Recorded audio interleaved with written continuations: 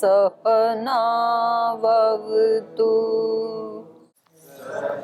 नौ भुनक्तु सह वीर्यं करवावहै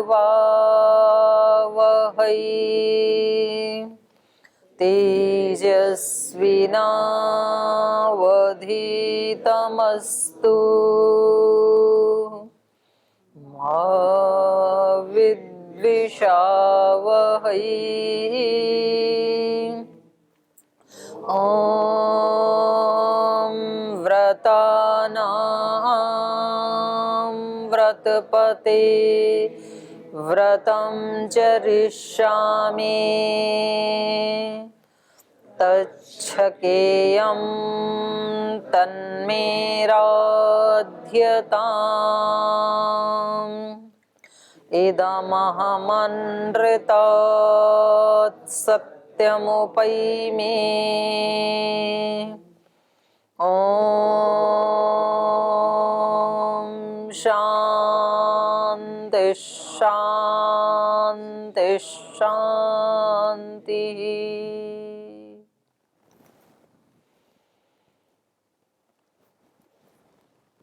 22वां सर्ग अयोध्या कांड का चल रहा है और श्री राम माता कौशल्या से आज्ञा लेने के पश्चात सीता माता के भवन में जाते हैं और उनकी दशा को देख करके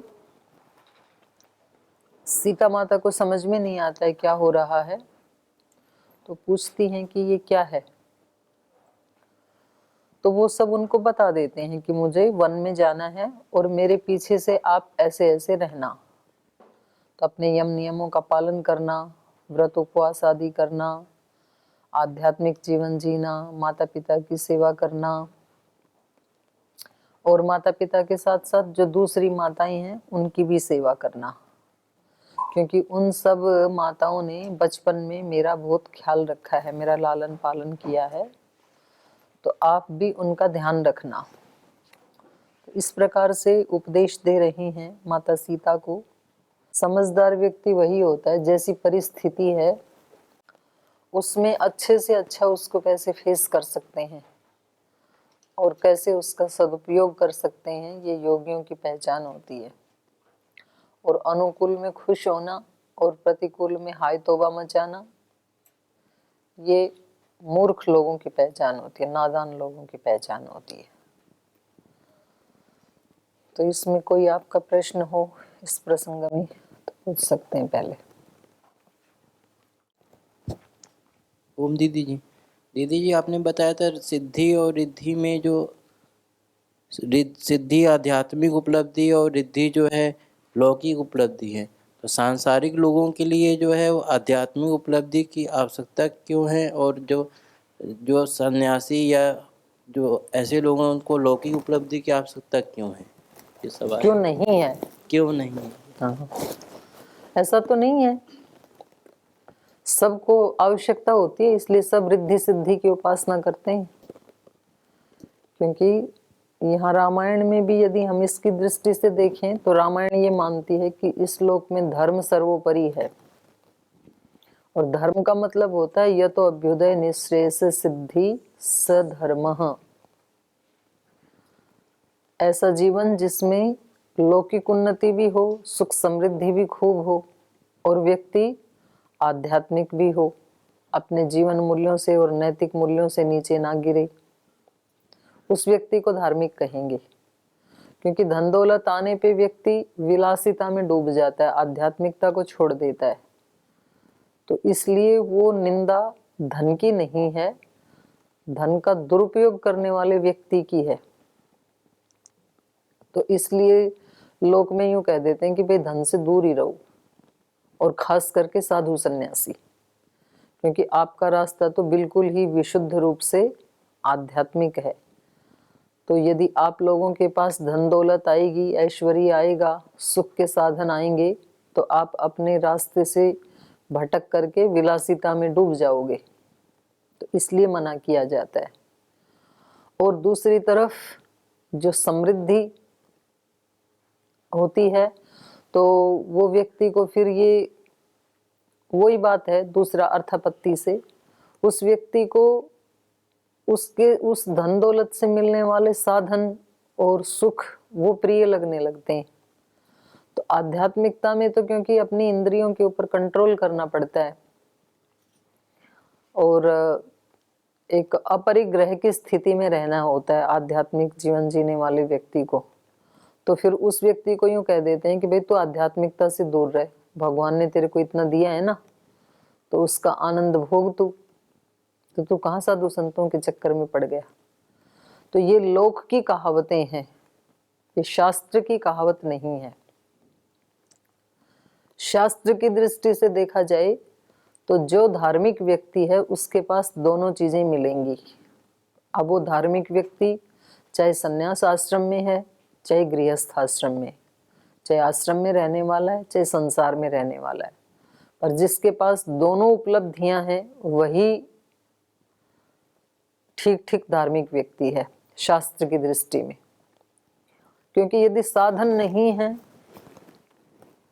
तो साधना करने में दिक्कत आएगी। साधना का मतलब सेवा भी साधना में ही शामिल है। आध्यात्मिक व्यक्ति को सेवा को बहुत ज्यादा महत्व देना चाहिए, क्योंकि सेवा एक ऐसा तत्व है जिससे अंतःकरण की शुद्धि बहुत शीघ्रता से होती है। तो सेवा किसकी करें? सेवा अपने राष्ट्र की करें, संतों की सेवा करें, ऋषियों की सेवा करें,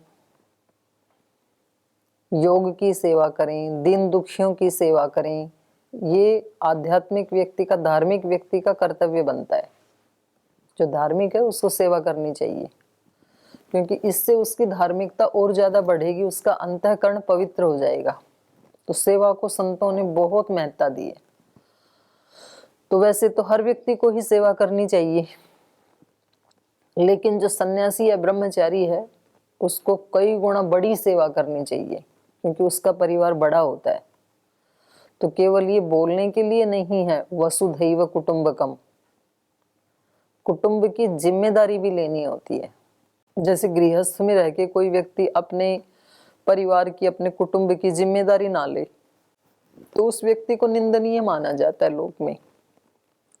और जो अपने परिवार को अच्छे से संभाल के रखता है, अपने परिवार के लिए सुख सुविधाएं भी उपलब्ध करवाता है, अपने परिवार के लोगों को संस्कार भी देता है, आध्यात्मिक मार्ग पे चलने की भी प्रेरणा देता है, माने वेल सेट रखता है अपने परिवार को, उस व्यक्ति को अच्छा माना जाता है। तो इसी तरह से योगी का, सन्यासी का परिवार क्योंकि बहुत बड़ा है, पूरा विश्व ही उसका परिवार है, तो पूरे विश्व की संभाल करना, उसका ख्याल रखना, उसकी सेवा करना, उसमें जो बुराइयां हैं उनको दूर करने का यत्न करना, ये योगी का धर्म होता है। तो सेवा करना दोनों का ही धर्म है, और सेवा बिना साधन के होगी नहीं। जब उसके पास कोई साधन ही नहीं है तो सेवा कहाँ से करेगा फिर? तो इसलिए श्री अरविंद ने कहा है कि ये जो धन है ये भगवान की शक्ति है। जैसे ज्ञान भगवान की शक्ति है, बल भगवान की ही शक्ति है, ऐसे धन भी भगवान की शक्ति है। माता पुस्तक है उनकी, उसमें 4था अध्याय है ये धन का। और हम सब मनुष्य क्या हैं? उसके ट्रस्टी हैं। जिसके पास जो धन है वो व्यक्ति उस धन का मालिक नहीं है, चाहे उसके पास लाखों करोड़ रुपए भी क्यों ना हो। वो व्यक्ति कह सकता है कि मैंने तो अपनी मेहनत करके कमाया है, लेकिन मेहनत करके कमाया है तो भी ये धन वास्तव में है तो ईश्वर का ही, आपका नहीं है। तो आप उसके ट्रस्टी हैं। और ट्रस्टी क्या करता है? सेवा कार्यों में उसको प्रयोग करता है, अपने लिए नहीं कर सकता है। ये नियम है ट्रस्ट का कि वो व्यक्तिगत जीवन में उसका यूज नहीं कर सकता है, वो किसी धर्म के कार्य में उसका प्रयोग कर सकता है, इसके लिए ट्रस्ट बनाया जाता है। तो हम सब ट्रस्टी हैं।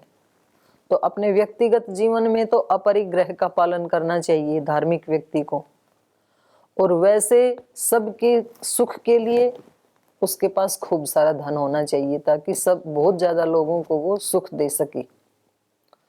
तो इसलिए वहां पे कहा है कि अच्छे लोगों को धन से दूर नहीं भागना चाहिए, अच्छे लोगों का मतलब जो साधु संत योगी सन्यासी हैं, उनको धन से दूर नहीं भागना चाहिए, क्योंकि यदि वो धन से दूर भागेंगे तो वो धन शक्ति जो कि भगवान की शक्ति है वो ऑटोमेटिक असुरों के हाथ में चली जाएगी। यदि देव उसको फेंकने लगेंगे तो वो शक्ति असुरों के हाथ में चली जाएगी। असुरों के हाथ में जाएगी तो वो उससे विलासिता को ही बढ़ाएंगे, किसी की सेवा नहीं करेंगे। वो उसे मांस मदिरा विलासिता उसको बढ़ाएंगे और उसका प्रयोग करके दूसरों को मारेंगे फिर। तो इसलिए धन ज्यादा बुरे लोगों के हाथ में तो जाना ही नहीं चाहिए। वो कहते हैं कि ये लक्ष्मी है और लक्ष्मी भगवान की एक शक्ति है और हमारी माँ है वो। भगवान की शक्ति मतलब हमारी माँ है, क्योंकि हम भगवान के संतान हैं। तो लक्ष्मी माता ऐसे बोलते भी हैं। और हमारी माँ को कोई दूसरा दुरुपयोग करे हमारी आंखों के सामने तो हमें कैसा लगेगा? हम उस व्यक्ति को जिंदा नहीं छोड़ेंगे। अगर कोई हमारी माँ के साथ गलत व्यवहार करे हमारी आंखों के सामने तो हम मरने मारने की नौबत आ जाएगी फिर। तो जब हम धन का दुरुपयोग होते हुए देखते हैं दूसरे लोगों के पास और हम ये नहीं सोचते हैं कि ये इसके पास नहीं होना चाहिए बल्कि अच्छे स्थान पे सुरक्षित स्थान पे होना चाहिए, ऐसा विचार यदि मन में नहीं आता है तो फिर हम भक्त भी नहीं हैं, धार्मिक भी नहीं हैं, एक तरह से गद्दार हैं फिर। तो इसलिए रिद्धि सिद्धि अच्छे लोगों के पास तो जरूर होनी चाहिए, चाहे फिर वो गृहस्थ आश्रम में रहे या संन्यास आश्रम में रहे, क्योंकि दोनों भगवान की ही शक्तियां हैं, भगवान की ही दी हुई एक माँ के समान हमारी पूज्य शक्तियां हैं दोनों। तो उनका सदुपयोग हमें करना चाहिए और जिस व्यक्ति को सदुपयोग करना आता है उसी के पास होनी चाहिए। जिसको सदुपयोग नहीं करना आता है उसके पास जानी भी नहीं चाहिए, और चली गई तो उससे छीन लेनी चाहिए और अच्छे व्यक्ति को दे देनी चाहिए। और कोई प्रश्न? जी बोलिए। ओम प्रणाम दीदी। दूसरा नंबर श्लोक में वेश्म शब्द आया है, इसका अर्थ क्या है? वेश्म। वेश्म मतलब भवन। हाँ जी बोलो। ओम दीदी प्रणाम। दीदी श्रद्धेय स्वामी जी कहते हैं कि जिसकी माता पतिव्रता और पिता जिसका धार्मिक हो उसका मन विचलित नहीं होता है। यहाँ भी वैसे ही देख रहे हैं कि राम जी का भी मन विचलित नहीं हो रहा है। तो अभी तो हम देखते हैं कि हम इस मार्ग पर तो चलते हैं लेकिन हमारा मन विचलित होता रहता है। तो हम क्या हमारे माता पिता को ऐसा समझे? नहीं, बिल्कुल ना समझे। मतलब हमारा मन विचलित होता है तो इसमें हमारे माता पिता की गलती है, वो धार्मिक और पतिव्रता नहीं है, ऐसे नहीं मानना चाहिए कभी भी। हमारा दोष है, हमने उनसे जो कुछ उन्होंने देना चाहा वो हमने नहीं लिया, क्योंकि ऐसा तो सोच लिया तो फिर मतलब पूरा पल्ला उस पे झाड़ दिया, ब्लेम कर दिया माता पिता को। तो ऐसा नहीं है।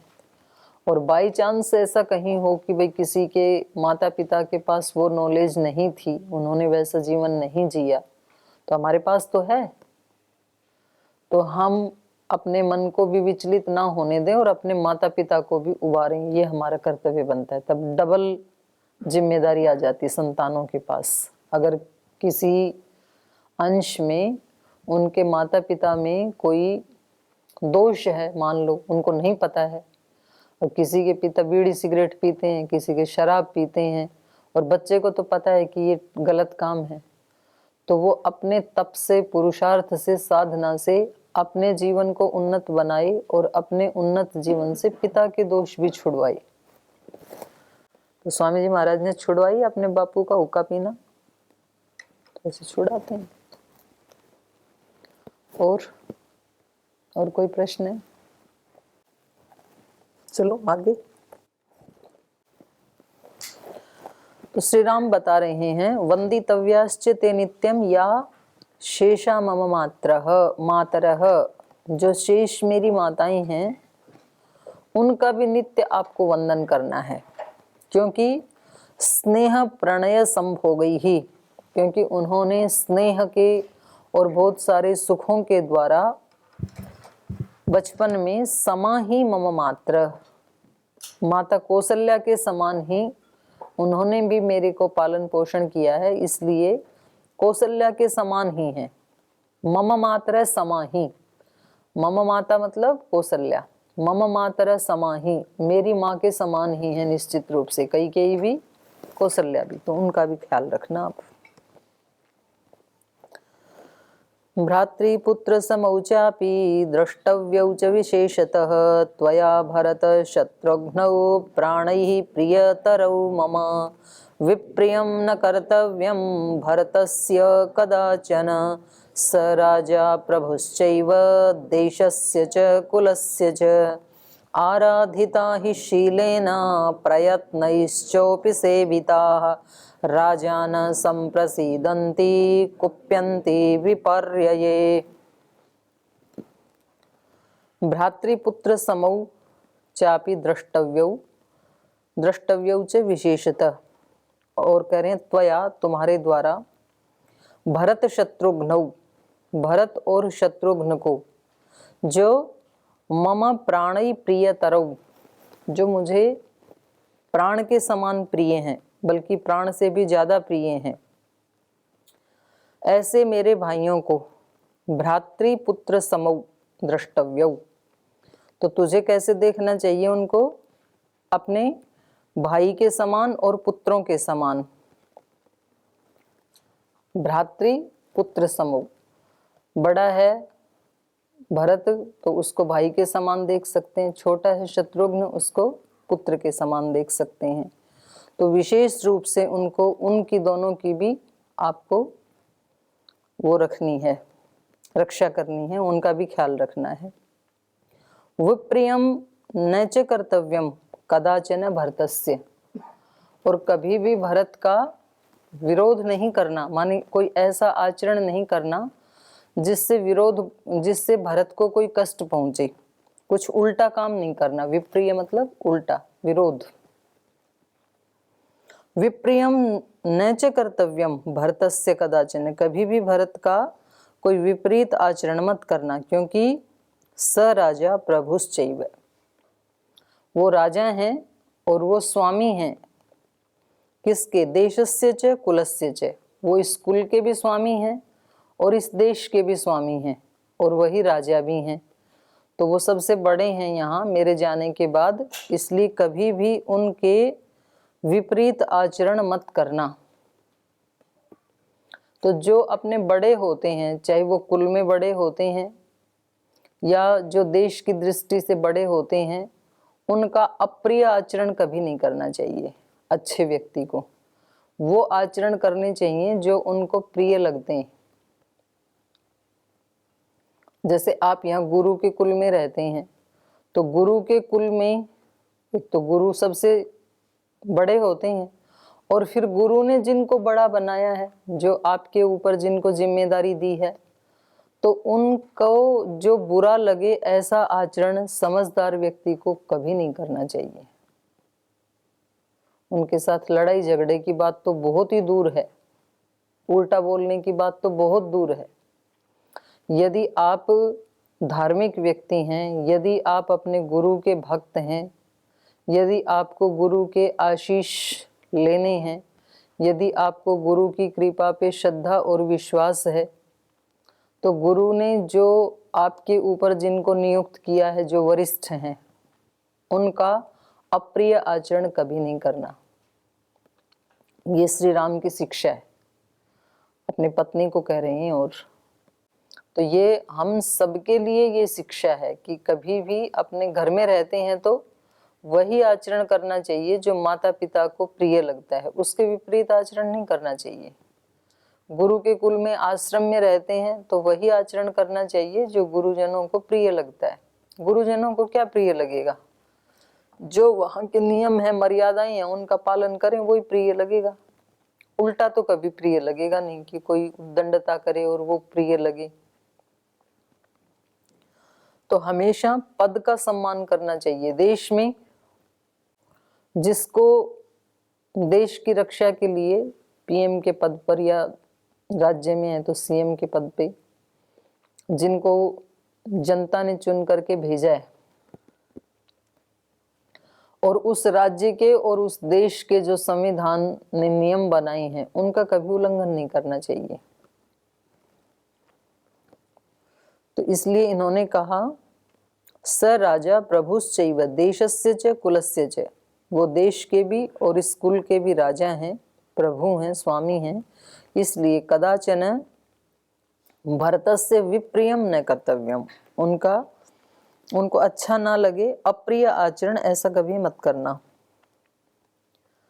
आराधिता हि शीलेन प्रयत्नैश्चोपसेविताः राजान संप्रसीदन्ति कुप्यन्ति विपर्यये। शीलेन आराधिता और प्रयत्नैश्च उपसेविताः, राजा लोग किससे प्रसन्न होते हैं? शीलेन आराधिता, जो अपने शील को पवित्र रखते हैं, उसकी आराधना करते हैं। शील का मतलब यहाँ पर जैसे जैन धर्म में आता है पंचशील का सिद्धांत, 5 शील हैं। 5 शील क्या हैं? वो ही हैं जो हमारे यहाँ पर 5 यम हैं, अहिंसा, सत्यस्ते, ब्रह्मचर्य, अपरिग्रह। तो ये सब जो है ना, ये शील होते हैं। शौच, संतोष, तपस, स्वाध्याय, ईश्वर प्रणिधानानि नियमा, यम नियम जो हैं वो शील के साधन हैं। तो जो यम नियमों का पालन करेगा उस व्यक्ति को कहेंगे शीलेन आराधित।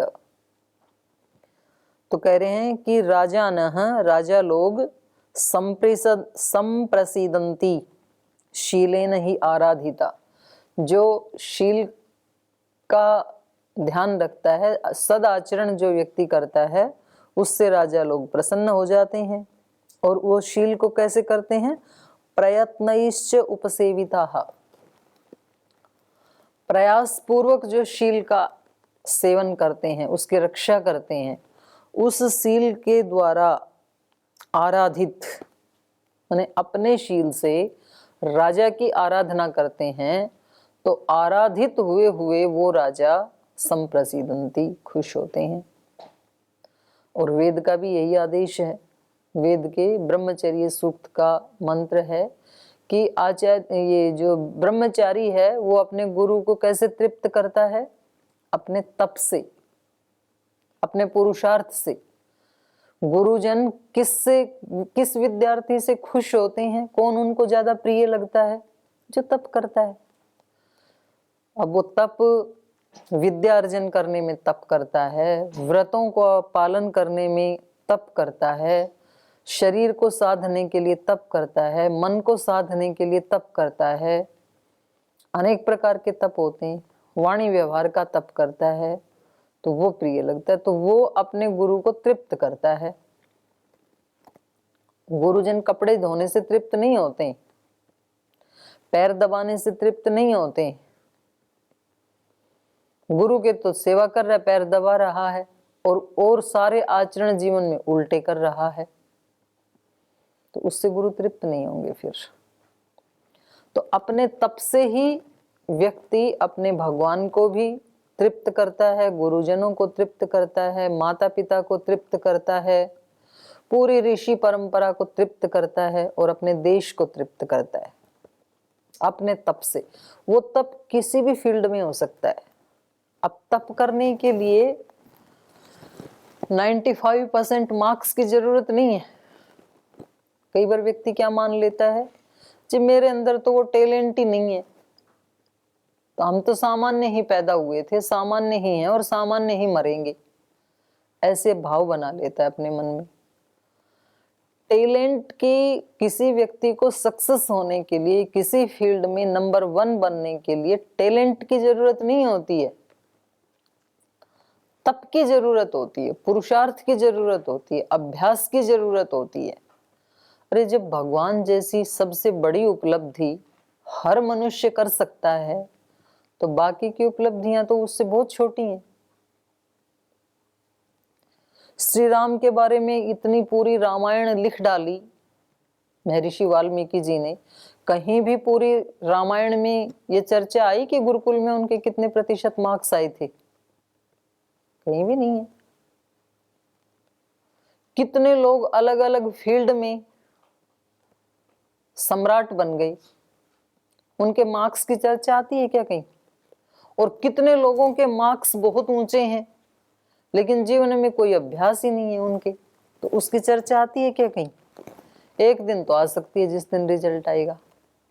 तो मैं मतलब उसका अपमान नहीं कर रही हूँ, टैलेंट तो बहुत अच्छी चीज है, लेकिन उस टैलेंट, उस वाले ज्ञान के बिना भी व्यक्ति, क्योंकि हर व्यक्ति में ही कोई ना कोई टैलेंट दी है भगवान ने। अब कुछ लोग जो है कपड़ा बनाते बनाते ही सक्सेस व्यक्ति बन गए, अब बताओ वहां पर मार्क्स की क्या जरूरत है? कुछ व्यक्ति जूते बनाते बनाते ही बापू बन गए अपने फील्ड में। कुछ व्यक्ति गीत गाते गाते ही सम्राट बन गए। लता मंगेशकर के कितने प्रतिशत मार्क्स है मालूम है किसी को पढ़ाई में? किसी को नहीं पता। सचिन तेंदुलकर के कितने मार्क्स हैं? नहीं, 10वीं तो पढ़ा है, मार्क्स कितने हैं किसी को नहीं पता। वो टैलेंट है जिसको जिया उस व्यक्ति ने। चित्रकार व्यक्ति, अनपढ़ व्यक्ति भी पूरे विश्व का प्रसिद्ध चित्रकार हो सकता है, वहां टैलेंट की कहां जरूरत है? इसलिए सक्सेस होने के लिए अगर किसी के अंदर 0 टैलेंट है ना, 0%, वो व्यक्ति भी सक्सेस हो सकता है। 0% वाला, 5% भी नहीं कह रही। और लेकिन कैसे होगा उसके लिए अलग है। एक तो यही शर्त है कि वो व्यक्ति कैसा होना चाहिए? शीलवान। अब शीलवान बनने के लिए, यम नियमों का पालन करने के लिए टैलेंट की क्या जरूरत है? तेज बुद्धि की क्या जरूरत है? और तेज बुद्धि होकर के भी यम नियमों का पालन नहीं करता है तो वो तेज बुद्धि फिर व्यर्थ है। फिर कुछ चीजें हैं जीवन के, कुछ उसूल हैं, उनको फॉलो करने से व्यक्ति सम्राट बन जाएगा किसी भी फील्ड में। अब अलग अलग किसी किसी की रुचि कहीं कहीं है, तो किसी भी काम में लग जाए व्यक्ति, जुनून से लगा रहे, लेकिन अभ्यास करता रहे, दीर्घ काल तक करता रहे, निरंतर करता रहे, तो एक दिन वो सम्राट बन जाएगा। दूसरे लोग उसको तब तक रिकॉग्नाइज नहीं करेंगे जब तक वो 80% सफलता हासिल कर चुका होगा। दूसरे लोगों की आंख तो तब खुलती है जब वो 100% एक दिन एक ऐसे आ जाता है चमकता हुआ, ये कहाँ था, ये कहाँ साधना कर रहा था।